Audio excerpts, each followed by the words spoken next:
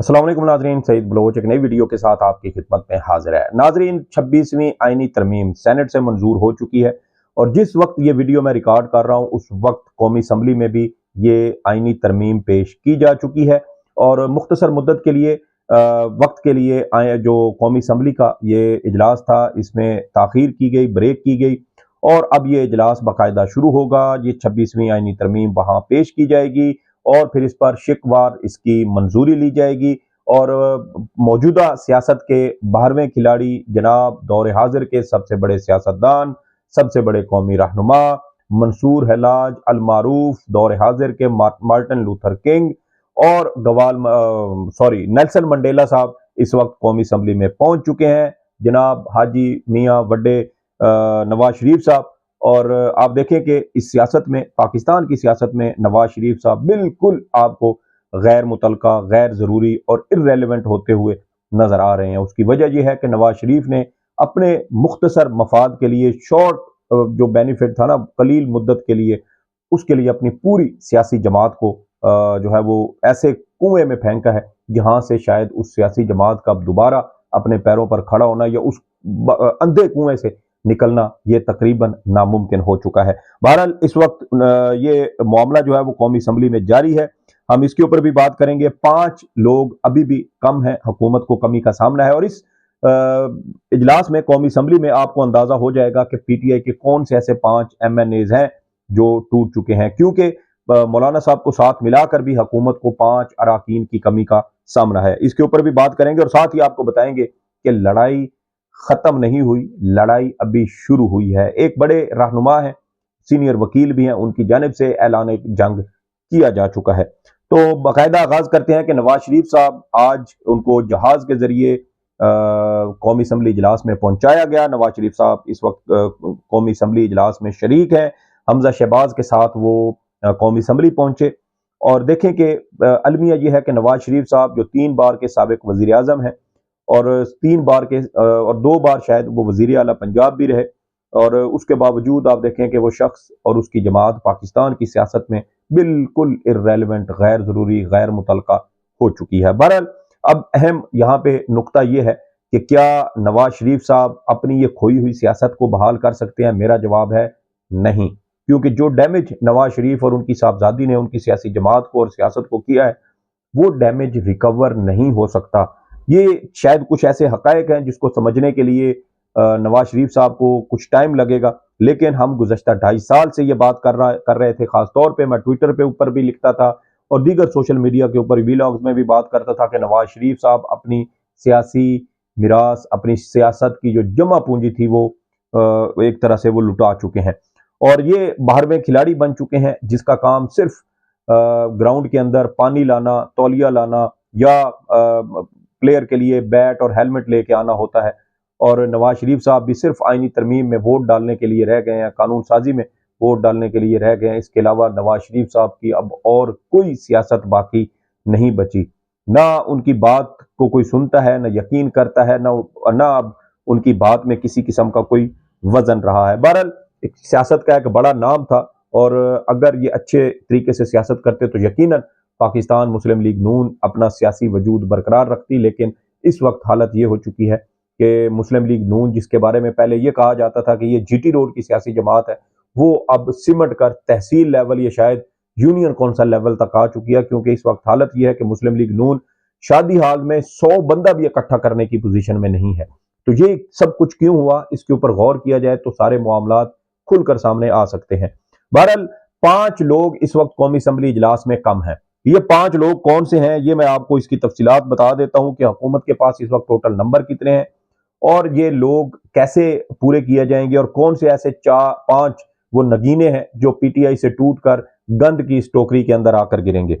हुकूमती बेंचेस में अगर देखा जाए तो मुस्लिम लीग नून के 111 अराकीन कौमी असम्बली बनते हैं, पीपल्स पार्टी के 69 हैं यानी 69, जबकि एमक्यूएम के 22 हैं, क्वाफ लीग के 5 हैं, आईपीपीज के 4 यानी इस्तेकाम पाकिस्तान पार्टी जो अलीम खान और ओन चौधरी समेत दीगर इनके लोग जो इसमें शामिल हैं, जबकि मुस्लिम लीग जिया, बलूचिस्तान अवामी पार्टी और नेशनल पार्टी का एक एक रुकन भी इसमें शामिल है। 3 लोगों के खिलाफ حکومتی جماعتوں کی جانب سے references election commission of Pakistan کو بھجوائے گئے ہیں، اور اس طرح یہ تعداد کم ہو کر 211 بن جاتی ہے، جبکہ 8 لوگ اگر پاکستان جمعیت علماء اسلام فضل الرحمان کے بھی اس میں شامل کیے جائیں تو پھر یہ ٹوٹل تعداد بنتی ہے 219، لیکن ترامیم کی منظوری کے لیے بندے چاہیے 224، اور یہ 5 لوگ کم ہیں، اور یہ 5 لوگ کہاں سے آئیں گے یہ اہم چیز ہے، کیونکہ مولانا صاحب کو ساتھ ملا کے اور دیگر سیاسی جماعتوں کو بھی ساتھ ملائیں اگر، تو پھر یہ جو لوگ ہیں یہ آپ کے خیال یعنی کہ یہ کم بنتے ہیں، اور مولانا صاحب کو ساتھ ملا کر بھی نمبر پورا نہیں ہوتا۔ سینٹ میں تو نمبر پورا ہو گیا کہ مولانا صاحب کے 5 سینیٹر آ گئے، 2 جو ہے وہ سردار اختر مینگل صاحب کے تھے تو یہ 7 ہو گئے، 58 جو حکومتی اتحاد تھا ان کے اپنے تھے تو ٹوٹل یہ 65 ہو گئے، 64 سینیٹر اس میں درکار تھے، ایک اوپر ہو گیا، چلے وہاں پر تو کام چل گیا۔ قومی اسمبلی میں 5 کم ہے، تو یہ 5 ممکنہ طور پہ ایک ہی حل بنتا ہے کہ یہ پاکستان تحریک انصاف سے توڑے جائیں گے، لیکن اب یہاں $1 ملین کویسچن یہ ہے کہ وہ 5 لوگ کون ہوں گے جو عمران خان کے نظریے سے اختلاف کریں گے، انحراف کریں گے اور اس سے بغاوت کرتے ہوئے آئینی ترمیم کے حق میں ووٹ دیں گے۔ یہ اہم چیز ہے، اور شاید جس وقت یہ ویڈیو آپ دیکھ رہے ہوں اس وقت تک ان لوگوں کے چہرے بھی آپ کے سامنے آ چکے ہوں۔ ویسے سینٹ میں جب یہ ساری چیزیں چل رہی تھی تو وہاں چہرے چھپائے گئے تھے، کیمرے کا ایک فکس اینگل رکھا گیا تھا، اس سے ادھر ادھر کیمرہ نہیں کیا جاتا تھا کہ کون سے لوگ موجود ہیں، کون ووٹ دے رہا ہے، لیکن جہاں پہ اب دیکھنا ہے کہ قومی اسمبلی میں بھی کیا اسی طرح کی صورتحال رکھی جاتی ہے، کیا فکس کیمرہ رکھا جاتا ہے، کیا قوم سے ان لوگوں کے سیاہ چہرے چھپانے کی کوشش کی جاتی ہے، یہ ایک اہم سوال ہے۔ بہرحال تمام تر تفصیلات جو ہیں وہ اس میں بھی بہت جلد سامنے آ جائیں گی۔ دوسری اہم چیز جو اس میں ہے وہ یہ ہے کہ یہ جو لڑائی ہے اصل میں یہ لڑائی ختم نہیں ہوئی، یہ لڑائی اب شروع ہوئی ہے۔ یہ آئینی ترمیم کو اگر آپ یہ کہہ لیں کہ یہ اینڈ آف سٹوری ہے تو یہ اینڈ آف سٹوری نہیں ہے، یہ ہے ایک نئے آغاز کی جو ایک ہے نا لڑائی کا جو نیا آغاز ہے وہ اب یہاں سے ہو رہا ہے۔ اس کی وجہ یہ ہے کہ ابھی وکلا رہنماؤں کی جانب سے بھی بیانات آنا شروع ہو چکے ہیں، اور اس سارے معاملے میں اگر کوئی اچھی خبر بھی دیکھی جائے تو وہ پی ٹی آئی کے لیے اچھی خبر یہ ہے کہ پی ٹی آئی کی قاضی فائز عیسیٰ سے جان چھوٹ رہی ہے۔ قاضی فائز عیسیٰ اب ماضی بن رہے ہیں، اور پاکستان کی عدالتی جو ایک تاریخ ہے اس کے اندر یا پاکستان کے نظام انصاف کے اندر، پاکستان کی سیاست کے اندر، جمہوریت کے اندر، آئینی معاملات کے اندر قاضی فائز عیسیٰ نام کا جج اب ماضی بننے جا رہا ہے، اور یہ ایک اچھی اور بہتر خبر اس حوالے سے بھی ہے۔ جبکہ ایک یہ بھی میں آپ کو ساتھ بتا دوں کہ مسلم لیگ نون کے ایک بڑے ایکٹیو قسم کے وکیل ہیں، ان کے کارکن ہیں، اور پارٹی کے ساتھ وہ کافی حد تک انگیج بھی رہتے ہیں، اندر کی خبریں بھی ان کے پاس ہوتی ہیں۔ انہوں نے بھی ایک دعویٰ کیا ہے کہ 26 اکتوبر کو جسٹس منصور علی شاہ چیف جسٹس پاکستان کے عہدے کا حلف اٹھائیں گے، اور انہوں نے تو یہاں تک لکھا ہے کہ آپ یہ سکرین شاٹ لے کے رکھ لیں کہ جسٹس منصور ہی چیف جسٹس پاکستان بنیں گے۔ تو یہاں اگر جسٹس منصور چیف جسٹس پاکستان بنیں گے اور اس کے اوپر بظاہر ایک سموک سکرین چھوڑی گئی تھی، تو پھر ان تمام ترامیم کا ممکنہ ٹارگٹ کون بن سکتا ہے؟ پھر اس کا ممکنہ ٹارگٹ بنتا ہے جسٹس منیب اختر، یعنی جسٹس منصور علی شاہ 3 سال کے لیے بنیں گے، پھر اگلا چیف جسٹس جب بنے گا تب تک جسٹس منیب اختر صاحب کا نام بھی جو ہے وہ زیر غور آ جائے گا۔ تو جب ان کا نام زیر غور آئے گا تو پھر سوال یہ پیدا ہوتا ہے کہ اس وقت اگر پینل میں سے ان کو نکال دیا جاتا ہے اور ان کی جگہ جسٹس جو یحییٰ آفریدی ہیں ان کا نام آ جاتا ہے، تو پھر اس کا مطلب یہ ہے کہ ان آئینی ترامیم کا یہ جو ججز کا چیف جسٹس کے لیے 3 ججز کا پینل بنانا تھا، پھر اس کا الٹیمیٹ جو ٹارگٹ تھا، جو نشانہ تھا، وہ پھر جسٹس منصور علی شاہ نہیں بلکہ جسٹس منیب اختر تھے۔ دیکھنا یہ ہے کہ اب اس حوالے سے بھی کیا پیش رفت ہوتی ہے، ہم اس حوالے سے بھی نظر رکھیں گے اور آپ کو انشاءاللہ اپڈیٹ کرتے رہیں گے۔ اب دوسری جو میں اب بات کر رہا تھا کہ جو لڑائی ہے وہ اب شروع ہو چکی ہے۔ حامد خان صاحب کی جانب سے ایک بڑا دھواں دھار قسم کا پیغام دیا گیا ہے، اور انہوں نے کہا ہے کہ ہم ان آئینی ترامیم کو مسترد کرتے ہیں، اور ہم ان آئینی ترامیم کو جو ہے وہ کیا کہتے ہیں اس کو کہ اٹھا کر باہر پھینکیں گے، ہم ان کو نہیں مانتے۔ کل دن کو یعنی پیر کے روز دن 1 بجے حامد خان صاحب اور دیگر جو سینئر وکلا ہیں وہ سپریم کورٹ آف پاکستان میں ہی شاید پریس کانفرنس کرنے کا ان کی جانب سے اعلان بھی کیا جا چکا ہے۔ دیکھنا یہ ہے کہ وکلا رہنما اس حوالے سے کیا لائحہ عمل اختیار کرتے ہیں۔ یہ جو درخواستیں ہیں ان آئینی ترامیم کے خلاف وہ سپریم کورٹ میں ہی آئیں گی، سپریم کورٹ ہی سنے گی اور اس کے اوپر فل کورٹ بھی بن سکتی ہے، ورنہ لارجر بینچ بھی بنایا جا سکتا ہے، بڑا بینچ بن سکتا ہے۔ 5 ججز کا تو ویسے بھی حکومت نے کہا ہے کہ 5 ججز کا لارجر بینچ ہوگا جو کانسٹیٹیوشنل بینچ بھی کہلائے گا، جس میں چیف جسٹس کے علاوہ مساوی تعداد میں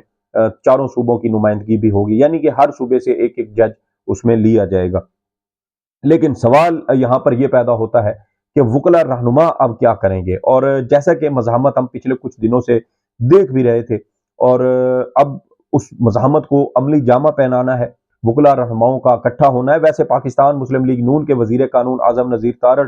کھل کر پیسہ لگا رہے ہیں، بار ایسوسیشنز کو، بار کونسل کو پیسہ دیا جا رہا ہے، پانی کی طرح پیسہ بہانے کی اطلاعات سامنے آ رہی ہیں تاکہ یہ وکلا رہنما ان آئینی معاملات پر اکٹھے نہ ہوں، تحریک نہ چلائیں، حکومت کے لیے مسائل پیدا نہ کریں۔ لیکن اس کے ساتھ ہی اسی اکتوبر کے مہینے کے آخر میں یعنی 31 اکتوبر کو سپریم کورٹ بار ایسوسیشن کے انتخابات بھی ہیں، اور ان انتخابات کے اندر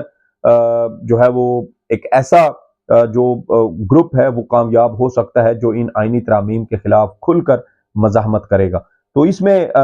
حامد خان گروپ کا اور ان کے جو دیگر سیاسی رہنما ہیں ان کا کردار بہت زیادہ بڑھ جاتا ہے۔ لیکن جیسا میں نے کہا کہ حکومت بھی کھل کر پیسہ بہا رہی ہے، کھل کر پیسہ لگا رہی ہے، وکلا کو اکٹھے نہیں ہونا دے رہی، وکلا کو تقسیم کیا جا چکا ہے، اور جس طرح کی تحریک ہم نے 2007 میں دیکھی تھی اس طرح کی تحریک اب ہمیں جو ہے وہ بنتی ہوئی فی الحال تو نظر نہیں آ رہی، لیکن اب چونکہ آئینی ترمیم منظور ہو رہی ہیں تو بھی اس کے بعد دیکھا جا سکتا ہے کہ کیا وکلا تحریک شروع ہوتی ہے، کیونکہ اس سے پہلے یہ ایک امکان تھا کہ شاید یہ آئینی ترامیم پاس نہ ہو، ایوان میں، قومی اسمبلی یا سینٹ میں پیش نہ ہو، یا حکومت کے نمبر پورے نہ ہو، اور اس طرح یہ نمبر اگر پورے نہیں ہوں گے تو پھر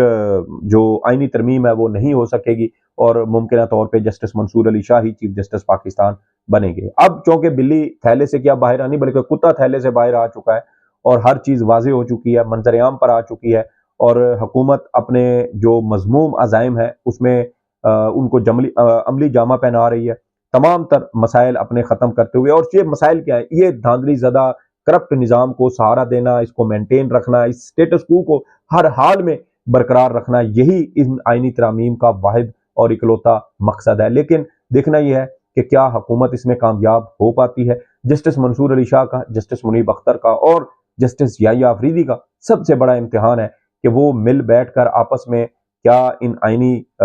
یہ جو تباہ کن آئینی ترامیم ہے، کیا ان کا جو ہے وہ کوئی حل نکال سکتے ہیں۔ حل یقیناً موجود ہے، ایک حل میں ایک الگ ویڈیو میں تفصیلاً ساری تفصیل اس کے اندر بتاؤں گا آپ کو کہ ایک حل موجود ہے اگر جج ہمت پکڑیں، کیونکہ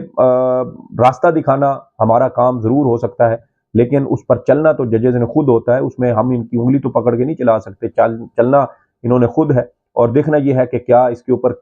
رد عمل کیا آتا ہے۔ اور اگر سپریم کورٹ اکٹھی ہو جائے اور سپریم کورٹ کے ساتھ ساتھ تمام ہائی کورٹس کے بھی وہ لائک مائنڈ ججز جو ان آئینی ترامیم کو خلاف سمجھتے ہیں وہ اکٹھے ہوں، تو پھر معاملات بہت تیزی کے ساتھ حکومت کے ہاتھ سے نکل سکتے ہیں، اور عدلیہ کی جو آزادی جس کے اوپر ڈاکہ ڈالا گیا، جس کو ختم کیا گیا، اس کو دوبارہ بحال کیا جا سکتا ہے۔ یہ کچھ تفصیلات تھیں جو آپ کے ساتھ شیئر کرنا تھی۔ ویسے کل حامد خان صاحب جب یہ سارے معاملات ہمارے سامنے آئیں گے اور ان کی جانب سے جو اعلان جنگ کیا جا چکا ہے وہ یقیناً اس کو